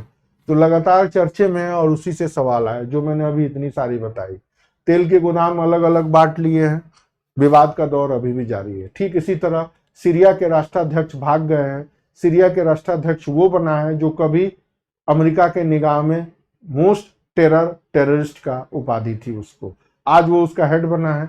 उसका नाम, उसकी पॉलिटिकल पार्टी का नाम, उसको टेरर बना के किसने बैन किया, कब बैन किया था, वो किस टेररिस्ट ऑर्गेनाइजेशन से जुड़ा हुआ माना जाता था, ट्रंप अंकल उसको व्हाइट हाउस में बुला के उसके साथ कॉफी भी पी चुके हैं। मजाक का दौर जारी है। तो इस बार सीरिया से 100% सवाल बनने की संभावना है, डाला है मैंने 2025 के Q&A में। अब खोजिए सीरिया के बारे में और उतनी सारी चीजें पढ़िए। आगे अप्रैल 2022 में तंजानिया की, ये छोड़िए इनको। अब ये पूछे हैं देश के उत्पादन में स्टील का क्या योगदान। मैंने फिर बताया है, भारत की जिंदल स्टील कंपनी आज वर्ल्ड की सबसे टॉप मोस्ट कंपनी बन चुकी है। कितना जिंदल उत्पादन करती है, जिंदल स्टील के मालिक कौन है, जिंदल स्टील के मैनेजमेंट में, मालिकाना हक में कितनी स्टील कंपनियां हैं। वर्ल्ड के स्टील उत्पादन में चीन 1 नंबर पर है, दूसरे नंबर पर हम हैं, तीसरे नंबर पर जापान है, तो चौथे नंबर पर कौन है। भारत में जो स्टील्स बनाई जाती है वो किस स्टील की कोटि की है, स्टील में, स्टेनलेस स्टील में, नॉर्मल स्टील्स में अंतर क्या है। वर्ल्ड लेवल पर चाइना की स्टील सबसे बेहतरीन क्यों मानी जाती है। अब इसमें साइंस टेक्नोलॉजी भी है, इसमें करंट अफेयर भी है, इसमें गवर्नमेंट पॉलिसी भी है। तो पिछली बार ये नॉर्मल आया है, 2025 के Q&A में मैंने डाला है। आगे कुछ योजनाएं हैं, हर साल पूछी जाती हैं और ये तो बार बार रिपीट होते रहती हैं। याद कर लीजिए, स्वर्ण जयंती, ये फलाना ठिकाना, कोई रास्ता नहीं है याद करने के अलावा। आगे 53 नंबर में सैयद मोदी अंतर्राष्ट्रीय टूर्नामेंट में महिला एकल खिताब जीता है। अब सैयद मोदी कौन है, ये उत्तर प्रदेश के अमेठी के सांसद संजय सिंह की जो वर्तमान बेगम है अमिता मोदी, उनके ये मरहूम शौहर थे जिनको संजय सिंह ने टपका दिया, उन्हीं के नाम पर ये आयोजित होता है।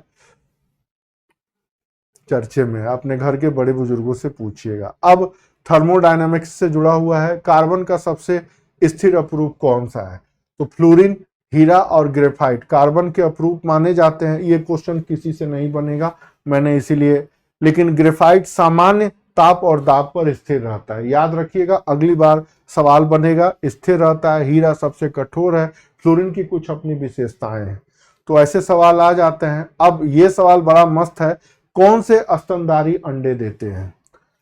अब यहां देखिए, अंडे देने वाले स्तनधारी को मोनोस्ट्रीम कहा जाता है और ये दुनिया में 2 ही ऐसे जीव है जो अंडे भी देते हैं और ये ऑस्ट्रेलिया में पाए जाते हैं। वो अंडे भी देते हैं और वो दूध भी देते हैं। एक डक बिल्ड प्लोटिपस और एकाडिना, ये 2 हैं जो दूध भी देते हैं और अंडे भी देते हैं। थोड़ा इधर आइए, जो अंडे भी देते हैं और बच्चे भी देते हैं, उसमें तोता, कौवा, चील है, ध्यान रखिएगा। ये अंडे भी देते हैं और इनके बच्चे भी होते हैं। ये बात पता थी, मुझे भी नहीं पता थी।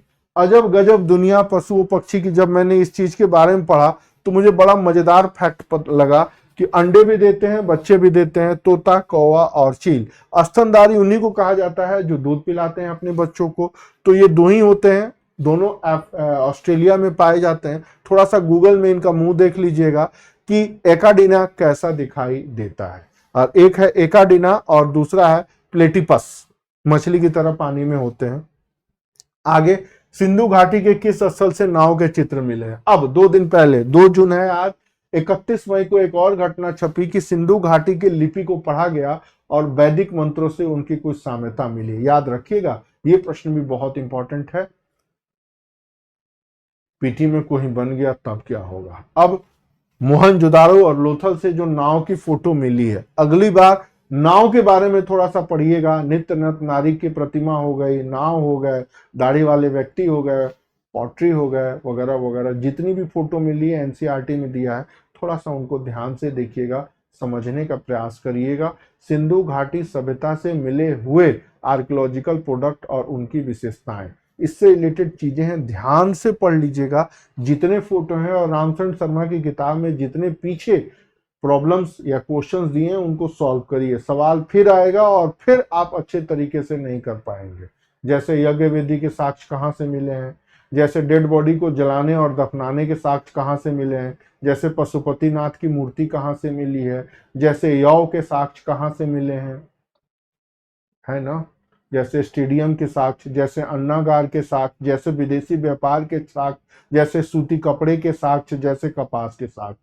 10-20 फैक्ट बनते हैं, ले दे के पढ़ लीजिए, मामला निपटाइए। आगे 57, ये कुछ शहर हैं उनके अवरोही क्रम में। अब ये तो घटनाओं के चक्र वाले रट्टा मार के बैठे हैं। अभी मैं पूछूंगा किसकी कौन जनसंख्या है, वो भी है इलाहाबाद या पूरे उत्तर प्रदेश बता देगा, तो मैं डिस्कस नहीं करने वाला। आगे ज्वारीय शक्ति के बारे में पूछे हैं। अब आपका ध्यान होना चाहिए कि जो तटीय इलाका है वो ज्वारीय शक्ति के लिए खंबात की घाटी, तो अब आपको बताना होगा कि वहां ज्वारीय ऊर्जा के लिए किस प्रकार की संभावना है।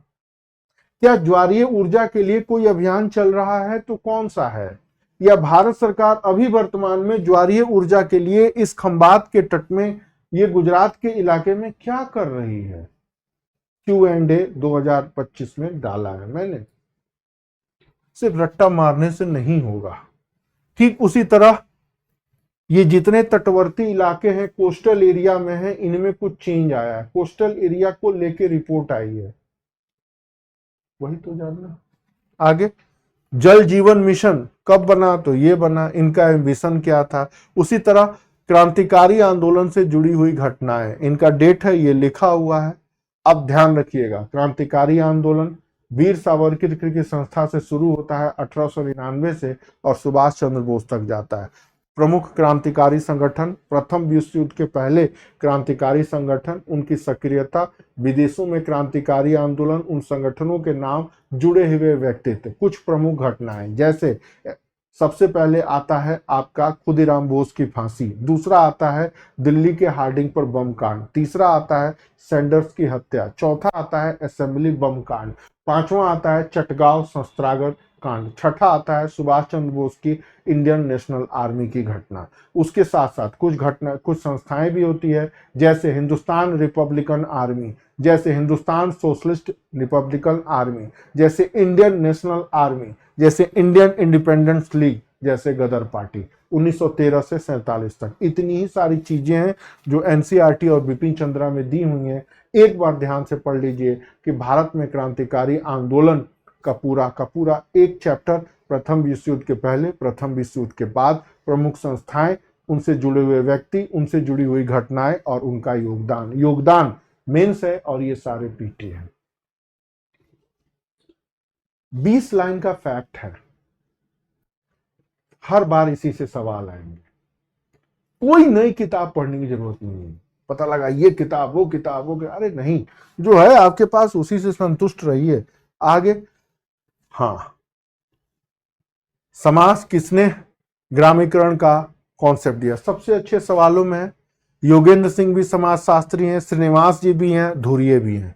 श्रीनिवास जी ने एक कॉन्सेप्ट दिया था संस्कृतिकरण, जब निचली जाति के लोग अगड़ी जातियों की नकल करते हैं। उसी तरह योगेंद्र सिंह भी समाज शास्त्री हैं, लेकिन सबसे इंपॉर्टेंट है जीएस धुरिये। अब इनके बारे में थोड़ा सा जानकारी रखिए। इनको फादर ऑफ इंडियन सोशियोलॉजी कहा जाता है। इन caste and race in India इनकी सबसे महत्वपूर्ण किताब है। सोशल टेंशन इन इंडिया दूसरी महत्वपूर्ण किताब है। 60 के दशक में इन्होंने 1 दर्जन से ज्यादा भी किताबें लिखी, और इसी में इन्होंने जो सबसे ज्यादा रोल दिया है उस रोल का नाम है ग्रामीण नगरीकरण, और इसमें बहुत सारी बातें लिखी हैं। तो अब 2025 के Q&A में मैंने डाला है धुरिये साहब ने क्या कहा है, या फिर अब आप AI पर जाइए, जीएस धुरिये कॉन्ट्रीब्यूशन ऑफ धुरिये, या फिर हिंदी में लिखिए समाजशास्त्री जीएस धुरिये का योगदान। एक और सर्च मारिए भारत के प्रमुख समाजशास्त्री और उनकी गतिविधियों का प्रमुख क्षेत्र, कारण 12th क्लास के एनसीईआरटी में लिखा हुआ है।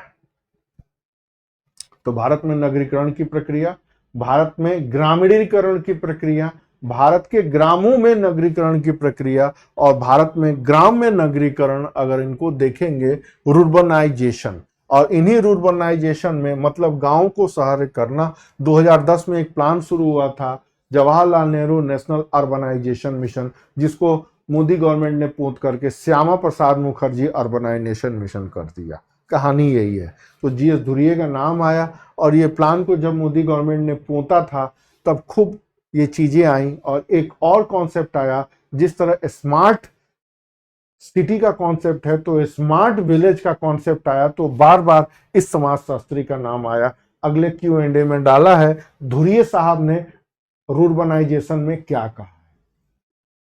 कुछ समझ में आ रहा है क्वेश्चन का लेवल? तो ये जो आप टेलीग्राम पर भागते हैं ना, ये टेस्ट सीरीज वो टेस्ट सीरीज, मैं तो देख के तंग रह जाता। कल भी मैंने अपने बच्चों से कहा कि यूपी में सिलेक्शन लेना चाहते हो ना तो घर बैठ जाओ, किसी टेस्ट सीरीज के लफड़े पछड़े में ना पढ़ो, जो स्टैंडर्ड है उसको पकड़ो और ट्रेडिशनल किताबों को बार बार पढ़ो और प्रीवियस ईयर को सॉल्व करो। टेलीग्राम के चक्कर में पढ़े और इनका ले लो, मुफ्त में ले लो, नहीं, सबका एक लॉजिक होना चाहिए। और टीचर से पूछो कि सर ये क्वेश्चन जो आपने दिया है वो क्यों दिया, इसका लॉजिक क्या है। मैं तो एक एक क्वेश्चन का लॉजिक बताता हूं कि अगर ये क्वेश्चन आया तो मैं खुल के बोलता हूं कि मैंने अपने Q&A में ये क्वेश्चन इसलिए डाला है कि पीसीएस 2022 में धुरिये से प्रश्न आ चुका है, अगली बारी उनकी है, तो इसलिए डाला है। या अपने टीचर से पूछिए कि ये घटना किस डेट की है सर, इसका रिसोर्स क्या है। सिर्फ लगाइए मत, रटिए मत जो आप लोग करते हैं। मेरी बात ध्यान से सुनिएगा, मन हो तो देखिए, नहीं तो चैनल से स्किप करके चले जाइए। आगे आइए।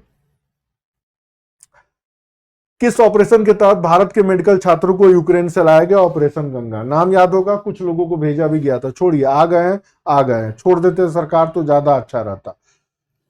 10 लाख 20 लाख में MBBS करके चले आते हैं और उसके बाद इलाज करते हैं भगवान मालिक। आगे, बैसिलस होमोफिलसिस इन्फ्लुएंजा।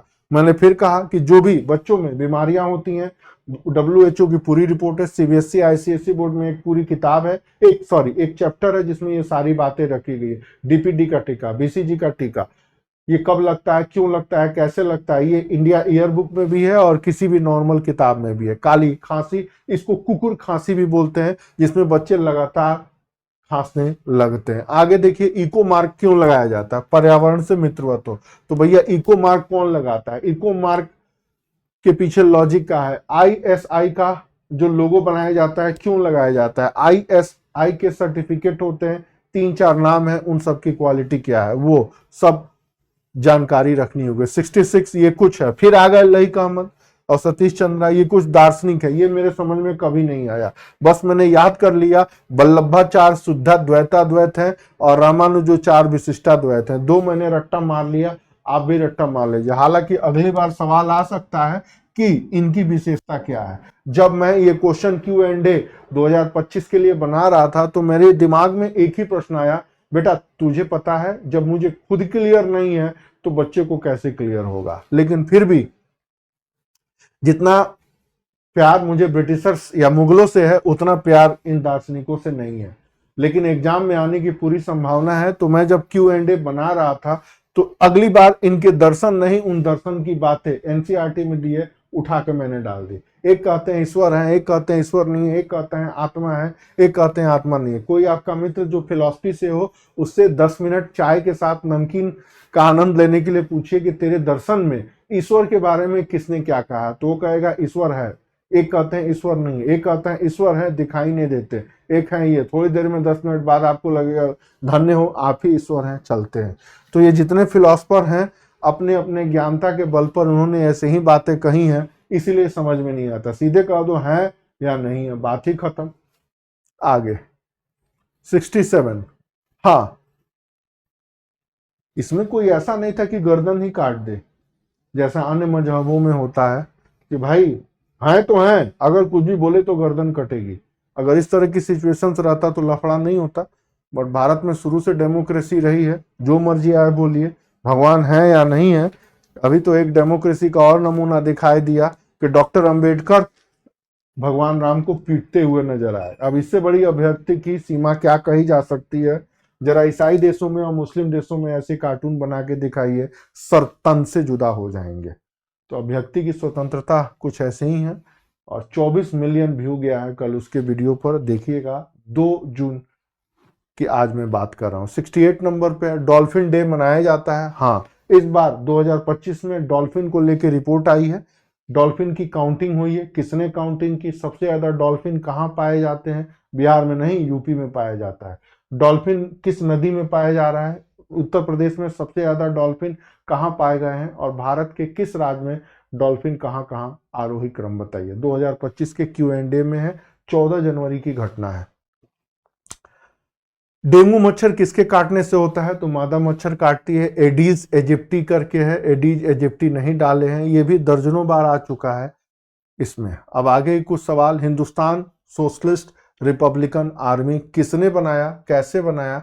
हिंदुस्तान समाजवादी प्रजातांत्रिक संघ, हिंदुस्तान सोशलिस्ट डेमोक्रेटिक यूनियन। कुछ संस्थाएं हैं जिनके बारे में जानना है, ये क्रांतिकारी हैं, कंफ्यूज मत होइएगा। हिंस प्रिंस बनाया था चंद्रशेखर आजाद ने फिरोज शाह कोटला में, और हिंदुस्तान रिपब्लिकन आर्मी भी बनाया था चंद्रशेखर आजाद उत्तर प्रदेश में। बट हिंदुस्तान समाजवादी प्रजातांत्रिक संघर्ष इन्होंने बताया। ये बिपिन चंद्र की एनसीईआरटी में नहीं है, गलत मैंने लिख दिया था। बिपिन चंद्र की जो नेशनल मूवमेंट वाली किताब है, दिल्ली यूनिवर्सिटी में चलती है, स्वतंत्रता संघर्ष, उसमें यह चीजें दी गई हैं और वो आपको उसमें से पढ़ना होगा। आगे 71 के रूप में आइए, क्या है? ये कुछ विधानसभा के चुनाव हुए हैं, उनके विधानसभा के सदस्यों की संख्या। तो पिछले एक साल में जहां जहां चुनाव हुए हैं उनके सीटों की संख्या, उनके सीएम का नाम, उनके विधानसभा के अध्यक्ष का नाम। जैसे दिल्ली की सीएम ये बनी, नहीं, दिल्ली में सीटें, किस पार्टी को कितनी सीटें मिली और स्पीकर का नाम क्या है। राज्यपाल कौन थे या कौन है, ये भी याद रखिएगा। 72 में आया है क्या? कि प्रकाश रासायनिक धुंध, इंग्लिश पढ़े इसका, थोड़ा सा हिंदी मुझे समझ में नहीं आ रहा। फोटोकेमिकल स्मॉग क्या रहता है? Ozone, phosphorus, aluminium ion. ये सीबीएसई में है, मुझे इसके बारे में डिटेल पता नहीं। विश्व क्या ग्लोबल हैप्पीनेस इंडेक्स के भारत में कौन सा स्थान पर है? अब ये सबसे बड़ी बात, हम खुश नहीं है, तो जो सबसे खुश हैं उनके देशों का क्रम क्या है, खुशी के मानक क्या है, ये जानना है। मतलब ग्लोबल हैप्पीनेस इंडेक्स जो इशू होता है उसके इंडिकेटर कौन कौन से हैं। और फिर आगे ये भी है कि लेंस, ये सीबीएसई बोर्ड से रेडियो एक्टिव एलिमेंट है, और मैडम क्यूरी, यही रट्टा हमने मारी थी, मुझे याद था और ये सवाल हो गया। बट अब थोड़ा जानिए, उष्मा, रेडियो एक्टिव, दबाव, लेंस, इन सब के मात्रक है, ल्यूसेंट मार्क का जीएस में दिया रहता है। बट एक लाइन और भी जानना है कि डायप्टर हो गए, पास्कल हो गए और क्यूरी हो गए, इन लोगों ने क्या कहा है। फिर एआई पर जाइए, मैडम क्यूरी का योगदान, फिर पास्कल का योगदान, डाप्टर का योगदान, जूल का मतलब क्या है। मैं खुद सर्च किया और 2026 के पीटी में ये सवाल डालूंगा, हालांकि लिख के मैंने रख लिया है। आगे 75 क्या पूछ रहे हैं? आर्यक स्तंभ वाले मंच की विशेषताएं मिलती हैं अमरावती से। ठीक है, मिल गई।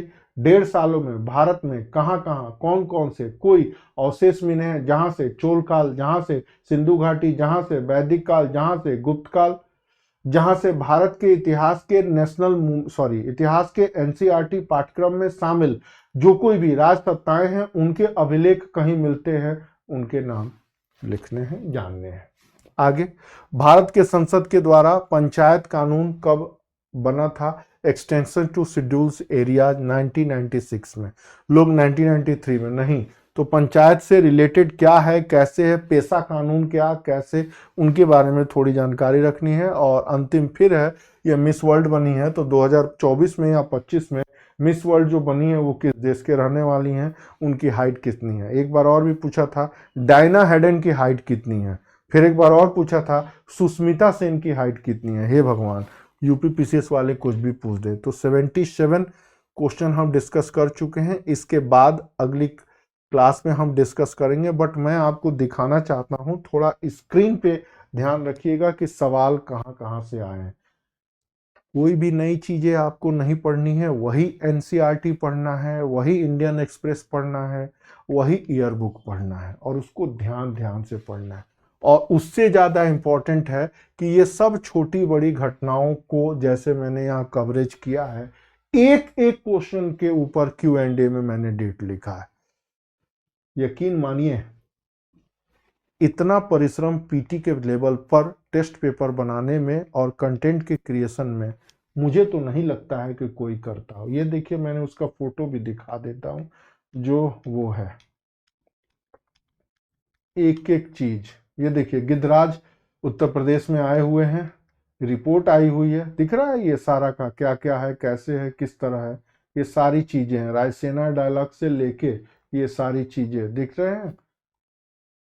ये देखिए, मोदी जी गए हैं, कैसे हैं, विमल शामिल हुई हैं G20। ये देखिए, इकोनॉमिक इशू किस तरह क्या रहा, कैसे रहा, आरबीआई ने कुछ बातें कही हैं, फिर ये हुआ अनाज राहुल, फिर उसके बाद इस तरह वन नेशन वन इंस्क्रिप्शन को लेकर के ये कुछ पशुओं में बीमारी पाई गई है, हॉर्टिकल्चर की रिपोर्ट आई है, किसका सबसे ज़्यादा प्रोडक्शन होता है, क्या होता है, ट्रेड के ऊपर रिपोर्ट आई है, फिर उसके बाद वर्ल्ड के बैंक लॉजिस्टिक परफॉर्मेंस में आया रिपोर्ट, फिर बेस्ट फिस्कल हेल्थ इंडेक्स आया है। इसे सवाल तो आने ही आने हैं, किस रूप में, कैसे रूप में। अब इसके बाद भी आप हमसे नहीं जुड़ते हैं तो किसके साथ जुड़ते हैं, देख लीजिए, मर्जी है आपकी।